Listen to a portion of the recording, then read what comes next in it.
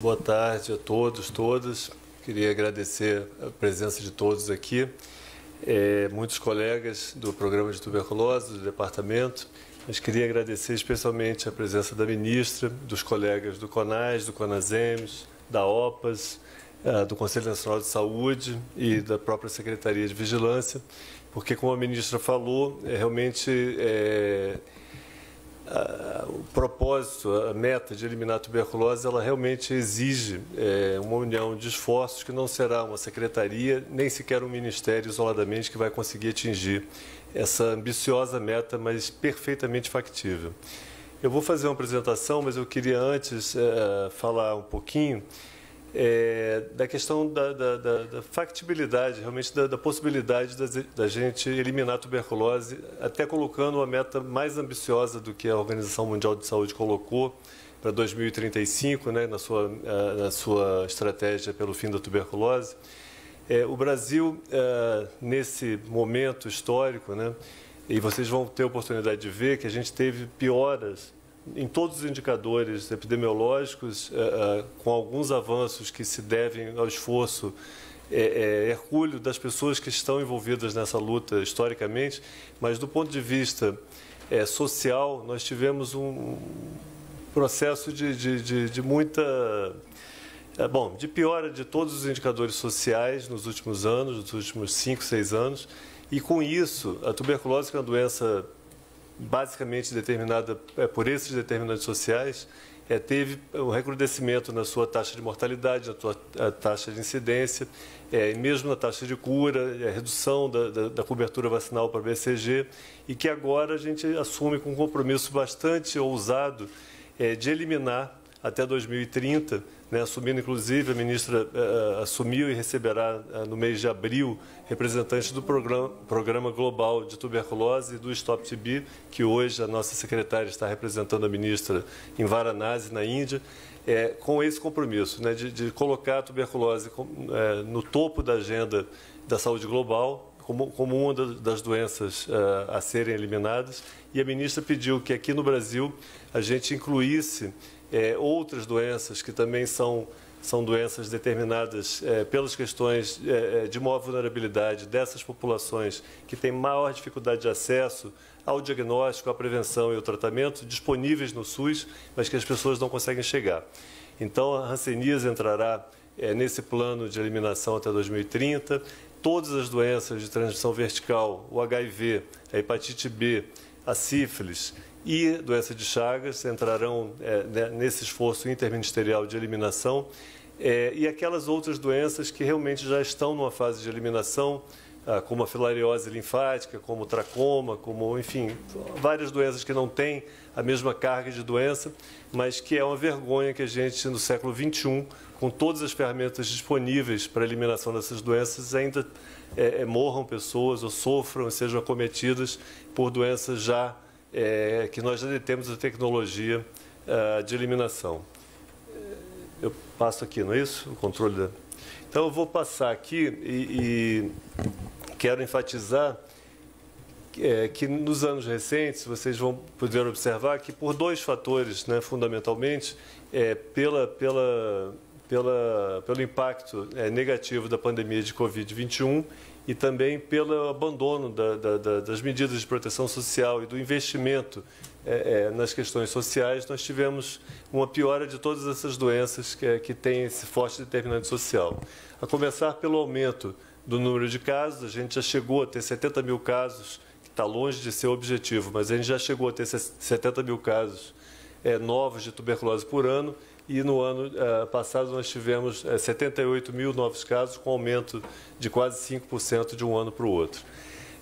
A ministra já falou que é a segunda doença infecciosa que mais mata, e eu tenho absoluta certeza que esse ano será novamente a que mais mata no mundo, haja vista que a Covid entrou numa fase de remissão e controle no mundo todo. Então, a tuberculose vai reassumir, como fez na última década, o posto de doença mais letal dentre as doenças infecciosas.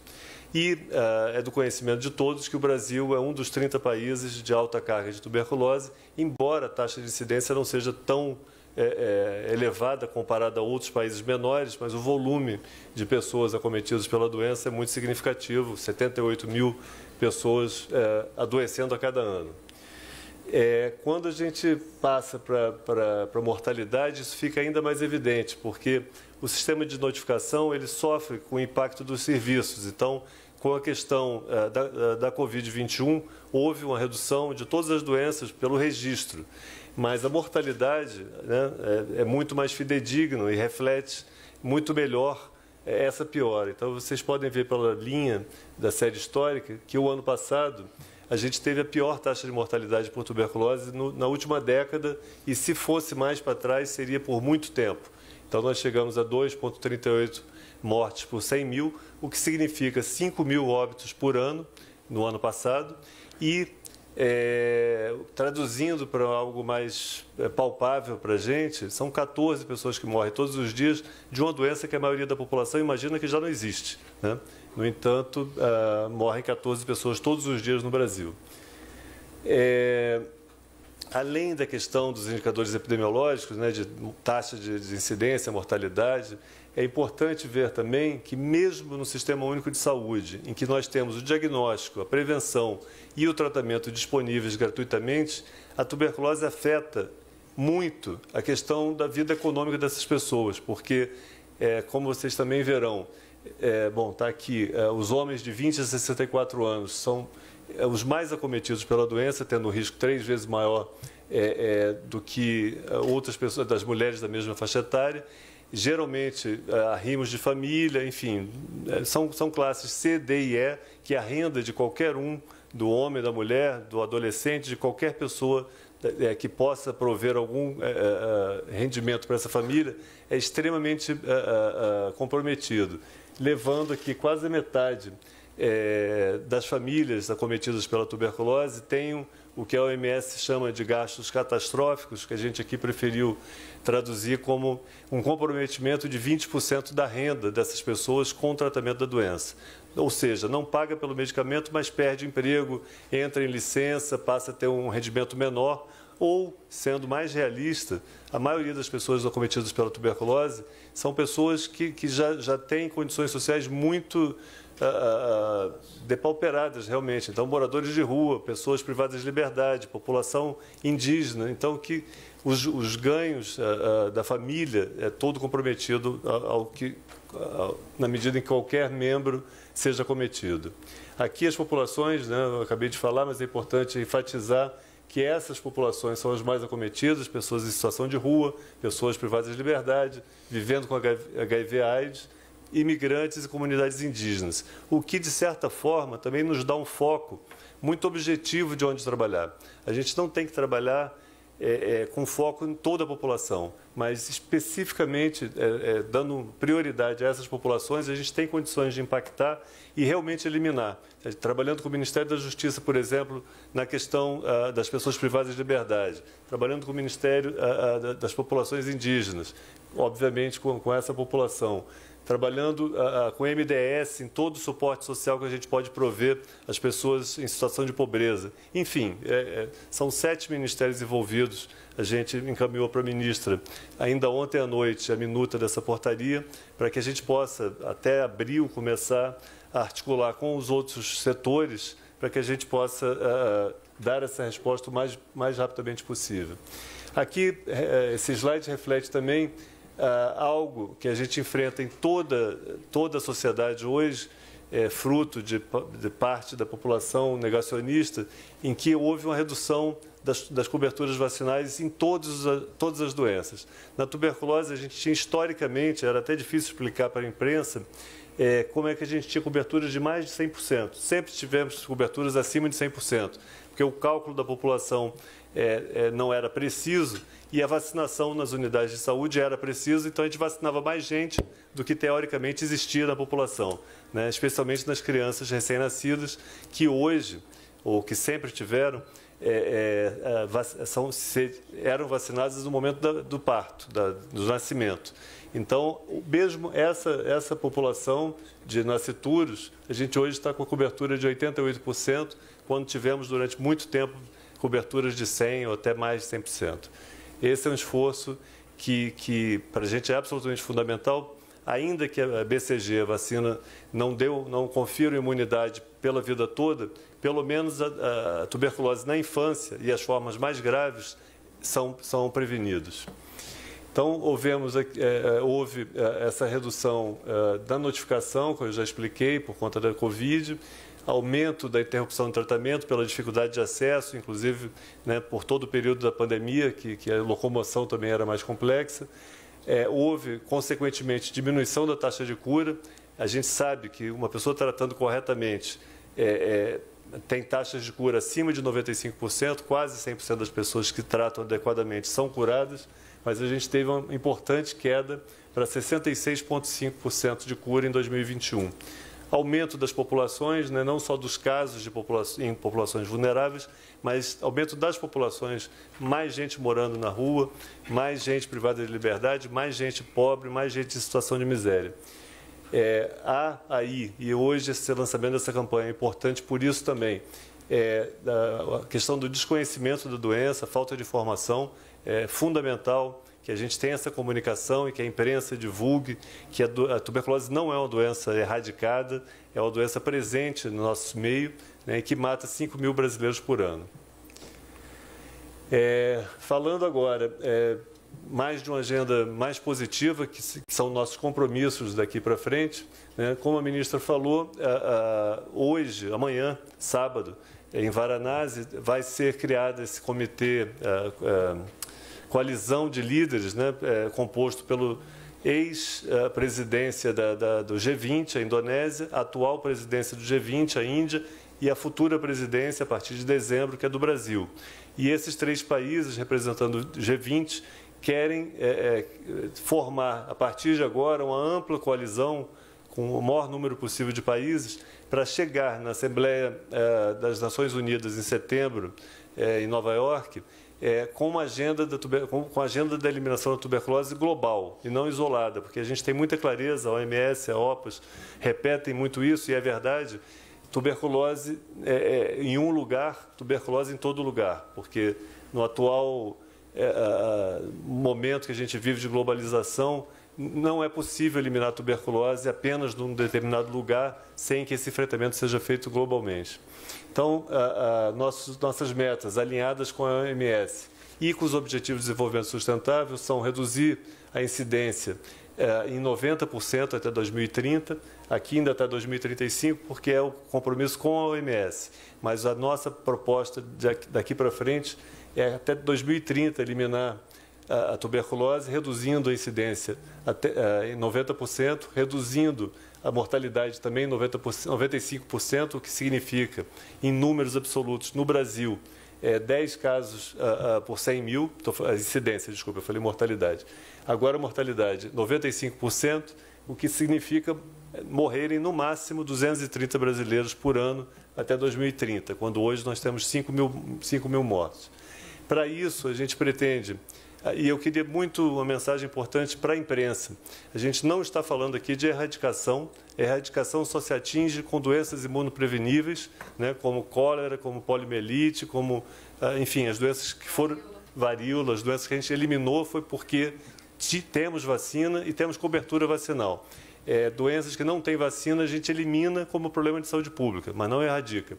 Então, a gente pretende aumentar a cobertura vacinal para a BCG, incorporando novas tecnologias, inclusive novas vacinas recombinantes, BCG, serão incorporadas tão logo a gente tenha suporte, inclusive da OMS, de recomendação.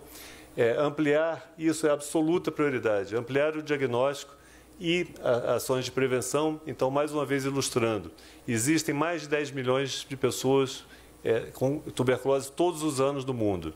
Mais de 10 milhões. Só são detectadas 6 milhões, só são diagnosticadas 6 milhões. Como eliminar uma doença transmitida pela respiração se quase metade, 40% dessas pessoas não são conhecidas? É absolutamente impossível se a gente não expandir o diagnóstico de forma massiva. Da mesma forma, cada contato, cada membro da família, cada colega de trabalho de uma pessoa bacilífera, expelindo o bacilo e transmitindo, precisa fazer teste e tratamento profilático, porque a gente pode evitar a tuberculose. E a gente tem essa tecnologia disponível. Antes a gente tratava, ministra, com 6 meses de isoniazida. Agora a gente trata em 12 doses, uma vez por semana, com rifampicina e isoniazida, ou 28 dias, um mês, seguido da mesma droga, rifampicina com isoniazida. Disponível no SUS, mas com a cobertura muito baixa ainda, e a gente vai priorizar de forma obsessiva o diagnóstico e a profilaxia, o tratamento profilático. Bom, eu não vou repetir, mas é fundamental a articulação intersetorial com todos esses ministros, são 7 ministérios envolvidos nessa ação. Temos tido, felizmente, uma grande cobertura de testes anti-HIV nas pessoas vivendo com tuberculose, já foi um pouco maior, caiu para 80%, nós pretendemos voltar a pelo menos 90% com cobertura de testagem anti-HIV, que a tuberculose é a principal doença que mata as pessoas vivendo com HIV, e todas as pessoas com tuberculose têm que saber se tem ou não a infecção pelo vírus. E vamos ampliar, nessa obsessão do diagnóstico, a testagem molecular, né? A gente aprendeu muito com a Covid, em meses, talvez poucas semanas, a gente conseguiu, com a pandemia absolutamente desconhecida para o mundo, desenvolver mais, sei lá, dezenas de testes rápidos, testes moleculares, testes genotípicos, fenotípicos, de todas as formas, em meses. E com isso, e as medidas de prevenção, conseguimos reduzir e controlar, no início da pandemia, muito antes da vacina, aquela curva, né, ascendente. E para fazer um paralelo com a tuberculose, a doença que tem registro nos sarcófagos das múmias egípcias, né, 3.000 anos antes de Cristo, até hoje, a gente ainda tem mais ou menos 50% da população sendo diagnosticada com ferramenta do século XVI, que é o microscópio. Então, a gente precisa realmente dar um salto de inovação tecnológica na tuberculose. As ferramentas existem, mas precisam ser ampliadas e acessadas pela maioria das pessoas que precisam. Então, a testagem com biologia molecular será também uma absoluta, e continuará sendo a partir de agora, uma absoluta prioridade. E aí a pauta mais política, que a ministra também já falou, eu acho que a gente vai ter uma visibilidade muito grande a partir da criação dessa coalizão de líderes, agora na Índia, preparando a agenda de Nova York em setembro, 22 de setembro, quando a gente vai ter pela segunda vez na história a tuberculose como a agenda principal de um evento paralelo das Nações Unidas.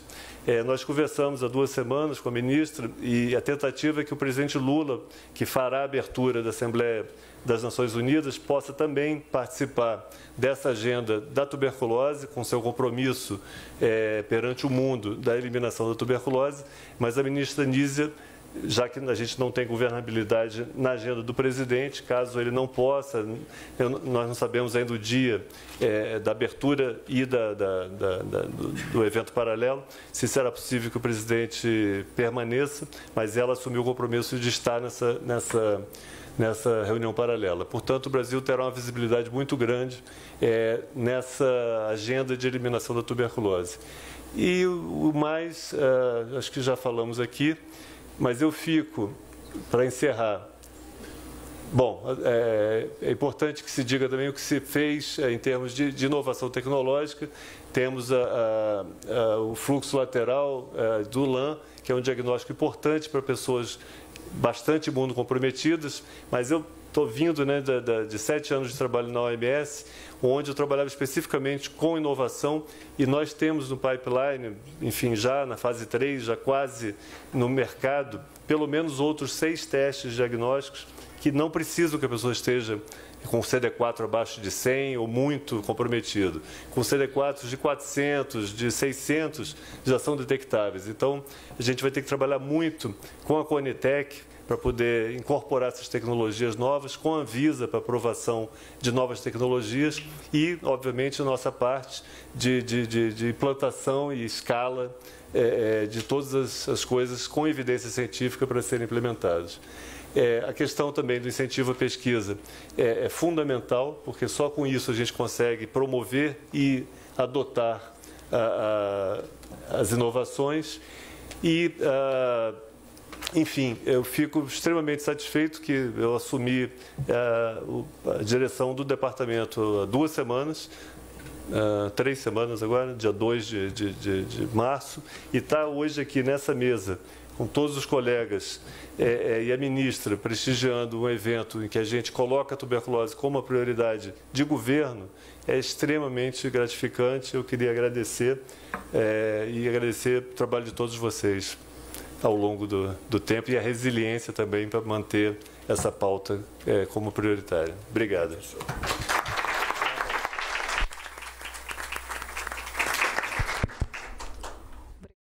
Caroline Bandeira, do jornal Globo. Na verdade, é uma dúvida.